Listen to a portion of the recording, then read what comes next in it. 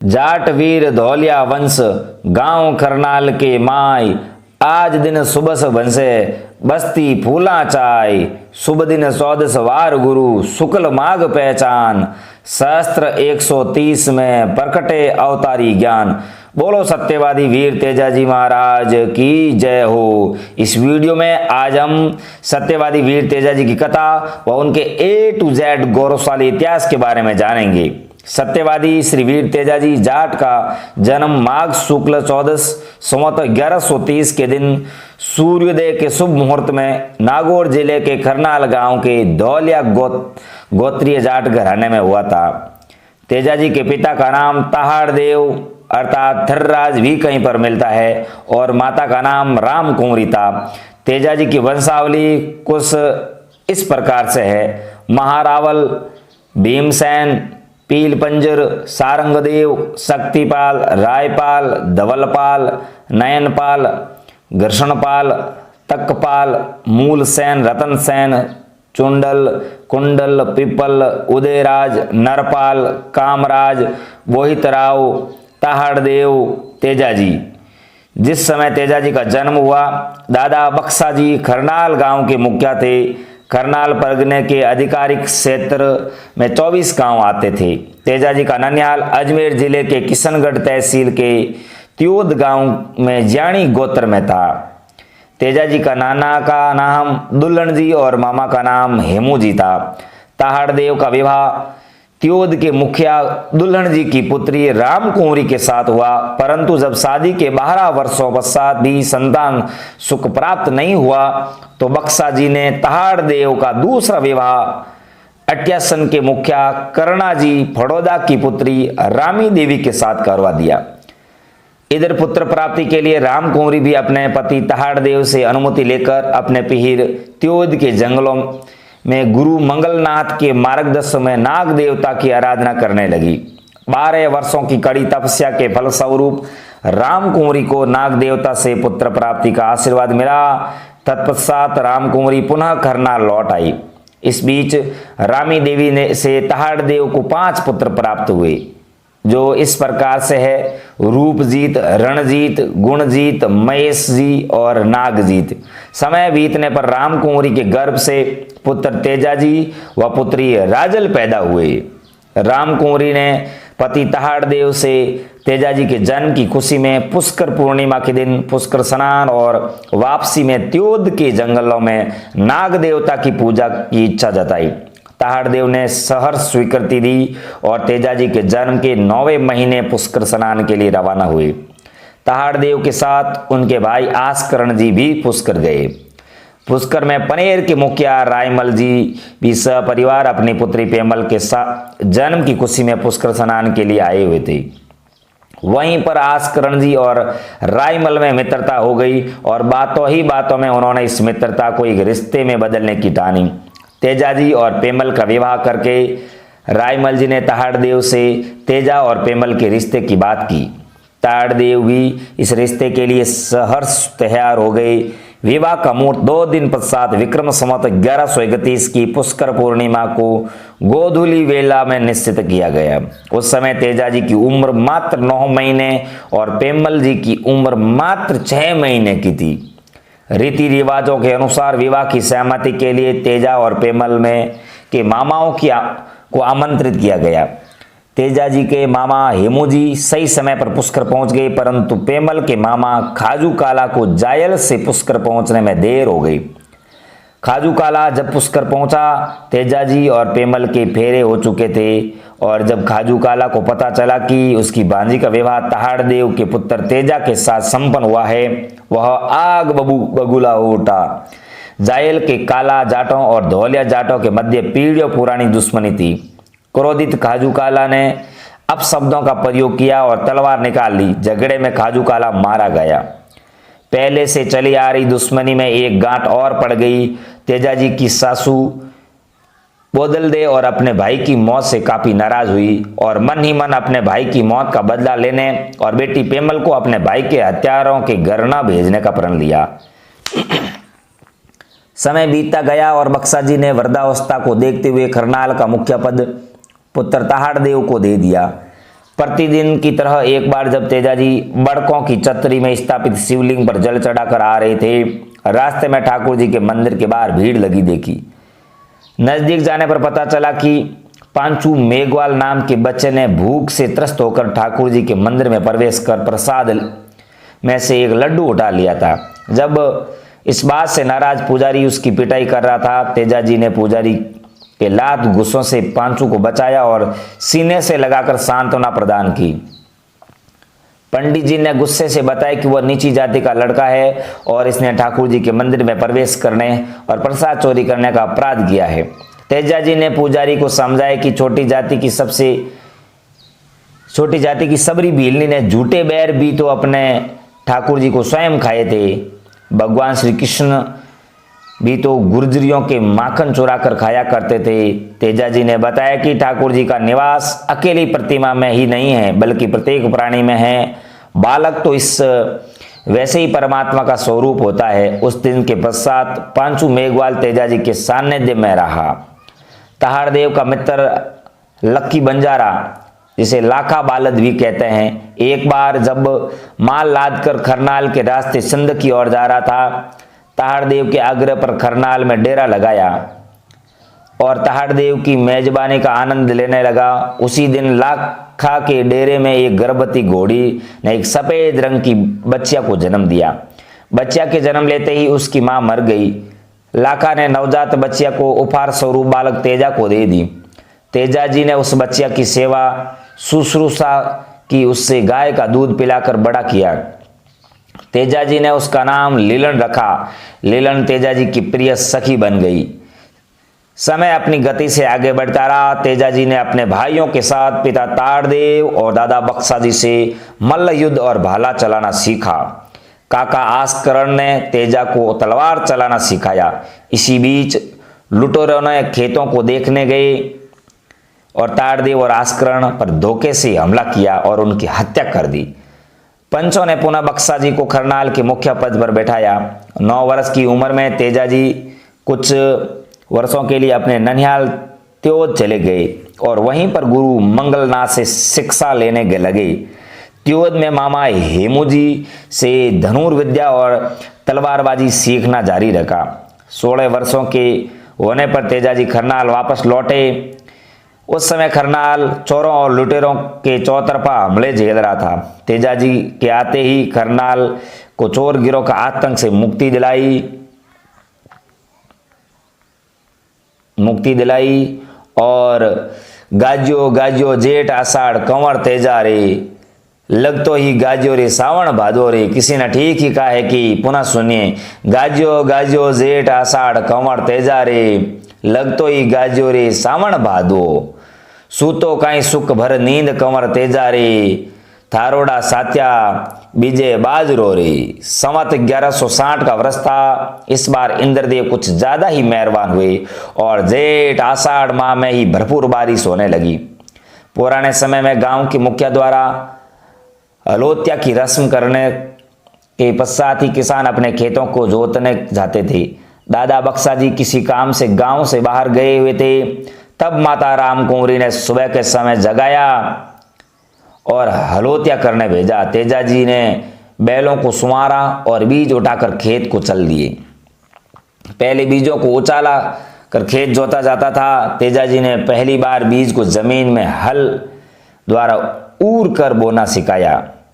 एक कतार में बोना सिखाया। कीट पतंगों से बचने के लिए अलग अलग तरकीबें सुझाई।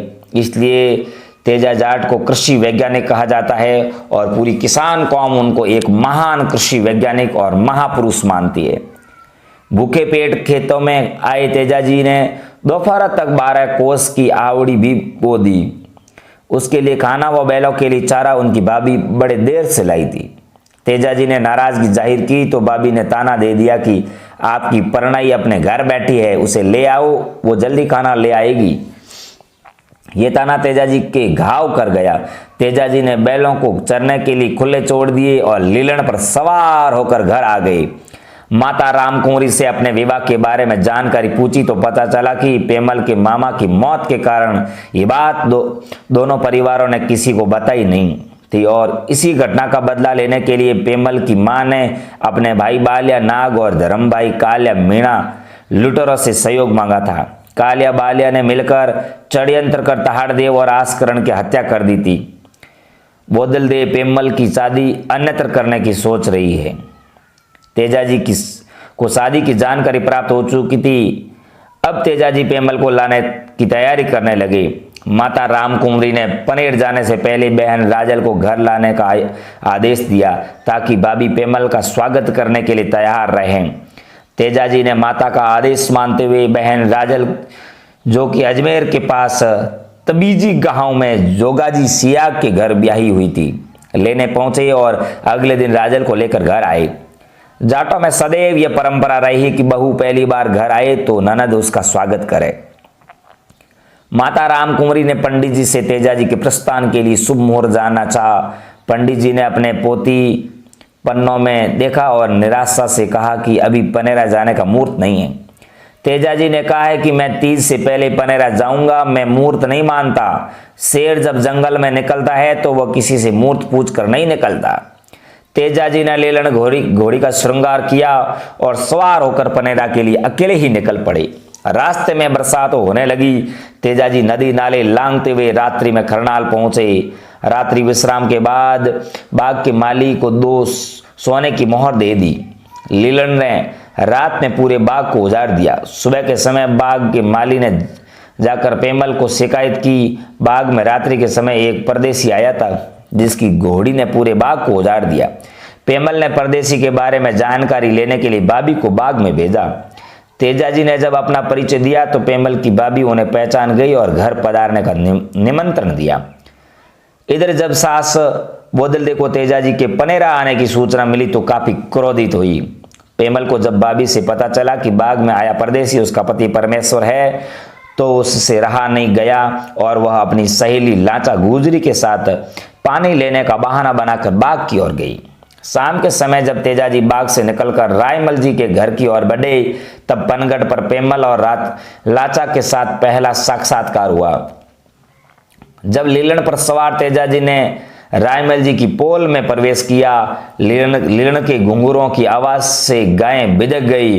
पहले से क्रुद्ध सास बोदलदेव ने ताना मारा, काला नाग खाए उसको कौन है जिसने मेरी गायें बिदका दी। सासू बोदलदेव के इस बोलों से तेजाजी दुखी हुए और लीलन की पीठ थपथपाई और बोले, जिस कदमों आई हो लीलन उन्हीं कदमों वापस लौट चलो, नुगरा की धरती पर वासो न करा। लीलन वापस मुड़कर रायमल जी की पोल से बाहर निकल गई।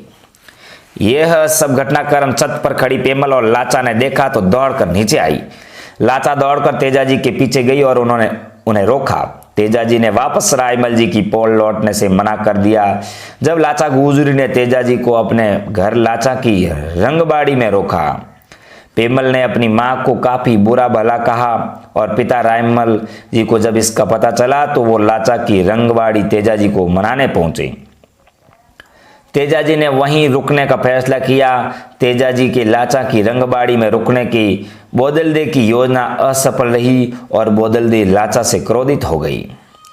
बोदलदेव ने तत्काल अपने धर्मभाई काल्या मीणा से संपर्क किया और लाचा की सभी गायों को चोरने को कहा। काल्या मीणा उसके लिए खुशी खुशी तैयार हो गया। बोदलदेव ने काल्या मीणा को आश्वस्त किया कि उससे रोकने के लिए पनेर से कोई नहीं आएगा। आज तो मौसम भी चोरों के लिए मुनासिब था। बरसात हो रही थी और रह रहकर बिजलियां चमक रही थी। काल्या मीणा ने रात्रि में लाचा की गायें चुरा ली, परंतु आज तेजाजी लाचा की रंगबाड़ी में सो रहे थे, इसलिए लाचा और उसका पति नंदू भी गायों के बाड़े में बनी झोपड़ी में सो रहे थे। गायों के घेरने की खड़बड़ाहट से वो जाग गई। नंदू ने जब प्रतिरोध की तो चोरों ने उसे पीटा और भाग गई। लाचा ने चोरी की सूचना मुखिया रायमल जी तक पहुंचाने की कोशिश की, परंतु बोदलदेव जो उसके लिए तैयार थी उसने बाहर ही लाचा को भगा दिया। लाचा जानती थी कि जितना समय बीतता जाएगा उसकी गायों को वापस मिलना भी उतना ही मुश्किल होता जाएगा। रोती बिलखती लाचा ढोली के घर पहुंची और उससे बार का डाका, पुराने जमाने में युद्ध की तैयारी के लिए ढोल को खास लय में बजाया जाता था कि ताकि गांव वाले सतर्क हो जाए, तो बार का डाका बजाने का अनुरोध किया, परंतु ढोली ने भी उसे मना कर दिया। क्योंकि बोदल दे ने उसे पहले ही धमका रखा था। निराश और रोती हुई लाचा अपने पति के पास पहुंची और उसे लेकर अपने घर लाचा की रंगबाड़ी पहुंची, जहां तेजाजी सो रहे थे। लाचा नंदू के साथ घर के बाहर बैठकर रोने लगी। लाचा के रोने की आवाज सुनकर तेजाजी की नींद खुल गई और कारण जानने के लिए तेजाजी बाहर निकले। रंगबाड़ी के दरवाजे के बाहर बने चबूतरे पर नंदू लेटा हुआ था और उसके नजदीक बैठी लाचा रो रही थी। तेजाजी की नींद लाचा ने के रोने से खुल गई और उन्होंने लाचा से रोने का कारण पूछा। लाचा ने गायें चोरी होने की बात बताई तो वापस तेजाजी ने जवाब दिया। वीर तेजाजी ने कहा, तुम चिंता मत कर लाचा, तुम चिंता मत करो लाचा, तेजा जाट तुम्हारी एक एक गाय को वापस लेकर आएगा। तेजाजी ने मूंछ मरोड़ी और अपने 5 हथियार भाला, तीर, कमान, तलवार और कटार उठा लिए। अंधेरे में लीलन तेजा के इशारों पर चोरों के भगाने की दिशा में बढ़ गई। अंधेरे में चमकती बिजली की चमक में तेजा गायों के निशाने का पीछा करते हुए आगे बढ़ रहा था। वर्तमान सुरसुरा के नजदीक तेजाजी को बिजली गिरने से एक जगह आग लगी हुई दिखाई दी। आग में एक नाग नागिन का जोड़ा फंसा हुआ था, जिसमें से बिजली गिरने से नागिन मर चुकी थी और नाग भी जलने वाला था। तेजाजी ने जीव दया करते हुए भाले की नोक से नाग को आग के घेरे से बाहर निकाल दिया। नाग को तेजाजी द्वारा खुद को बचाया। नागवार गुजरा और गुस्से में तेजाजी को उस नाग ने काटने की कोशिश की। जब नाग ने काटने की कोशिश की तो तेजाजी बोले, हे नागराज, मैंने तो आपका भला ही चाहा है और आप मुझे ही डसना चाहते हैं। तो वापस नाग ने कहा, हे तेजा, तुमने मेरे को बचाकर बहुत बड़ा अन्याय किया है। अभी मैं आग में मर जाता तो सीधा बैंकुट जाता। अब मैं बिना मेरी नागिन के सैकड़ों वर्षों तक जमीन पर घिसटता रहूंगा। मैं तुम्हें डसकर अपना बदला लूंगा। इस प्रकार नाग ने कहा। तो वापस तेजाजी ने कहा, हे नागराज, अभी तो मैं लाचा को दिए वचनों का पालन करने चोरों के पीछे जा रहा हूं। मैं 8 पैर में वापस लौट कर आऊंगा। मैं चांद, सूरज और इस खेजड़े के वृक्ष को साक्षी मानकर वचन देता हूं। तेजाजी के वचन देने पर नाग ने रास्ता छोड़ दिया। तेजाजी लीलन पर बैठकर मीणाओं के पीछे चल दिए। वर्तमान तिलोनिया गांव के नजदीक तेजाजी ने 2 चोरों को मारा। वर्तमान में भी यहाँ उनकी देवलियां स्थापित है। मंडावरिया की पहाड़ियों के नजदीक काले मीणा ने डेरा डाल रखा था। तेजाजी ने काले मीणा को ललकारा और गायों को छोड़ने का प्रस्ताव रखा। तेजाजी को अकेले देख काले मीणा हंसा और 250 के करीब मीणा साथियों के साथ तेजाजी पर हमला कर दिया। विश्व के इतिहास में इससे भयंकर युद्ध नहीं हुआ। एक तरफ 250 चोर और दूसरी तरफ एक शेषनाग के अंश तेजाजी जाट। तेजाजी का बिजलसार का भाला चमका और देखते ही देखते मीणाओं की तादाद कम होने लगी। काले मीणा अपने गिरोह का नाश होते देख मैदान छोड़ भागा। भागते भागते लाचा की गायों में से एक बछड़ा ले गया और मंडावरिया की पहाड़ियों में छुप गया। चोरों को भागते ही तेजाजी ने लाचा की गायें संभाली और वापस पनेर की राह पकड़ ली। सवेरा होते होते तेजाजी लाचा की गायों को लेकर वापस पनेर पहुंच गए। लाचा अपनी गायों देखकर बहुत खुश हुई, परंतु जल्दी ही पता चला कि एक बछड़ा काणा केरड़ा गायों के साथ वापस नहीं लौटा। तेजाजी ने लीलन को वापस मोड़ा और काणा केरड़ा लेने चल दिए। इधर काले मीणा तेजाजी के गायें लेकर जाने के बाद मंडावरियों की पहाड़ियों से निकला और 100 के करीब जो जीवित बचे साथी थे उनके साथ नरवर की पहाड़ियों की ओर बढ़ गया, जहां उसका पुराना मित्र बाल्या काला था, जो तेजाजी से उसकी हार का बदला लेने में सहायता कर सकता था। तेजाजी जब मंडावरिया की पहाड़ियों के नजदीक पहुंचे, वहां मारे गए चोरों की लाशों के सिवा कोई नहीं था। तेजाजी ने वहां काणा केरड़ा की तलाश की और जब नहीं मिला तो गीली जमीन पर चोरों के जाने की दिशा में बढ़ गई।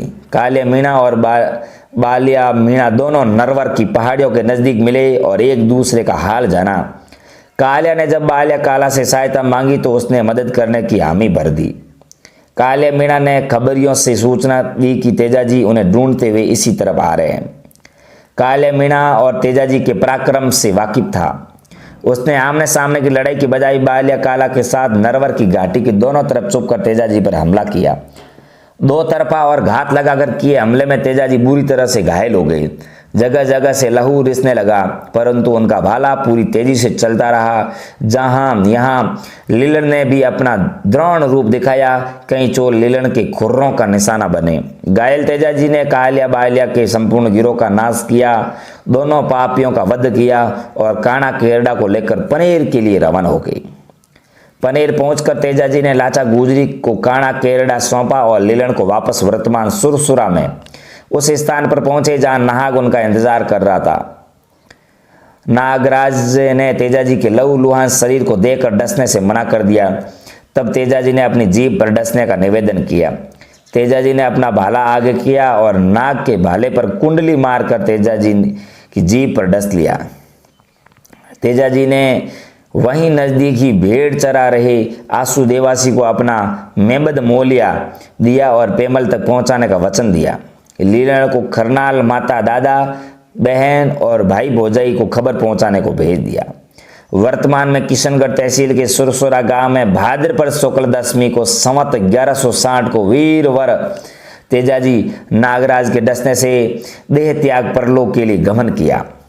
जब यह बात पेमल को पता चली तो बहुत दुखी हुई और माता बोदल दे से सत का नारियल मांगा और चिता बनाकर तेजाजी के साथ सूर्यदेव की अग्नि से सती हो गई। करनाल में लीलन को बिना तेजाजी के आए देख बहन राजा सब समझ गई और धुआ तालाब की पाल पर धरती में समा गई। लीलन ने भी तेजाजी के वियोग में तालाब की पाल पर ही प्राण त्याग दिए। इस प्रकार वीरवर धर्म प्रेमी सत्यवादी वीर तेजाजी महाराज की संपूर्ण A to Z कथा को हमने सुना है। बोलो तेजाजी महाराज की जय हो।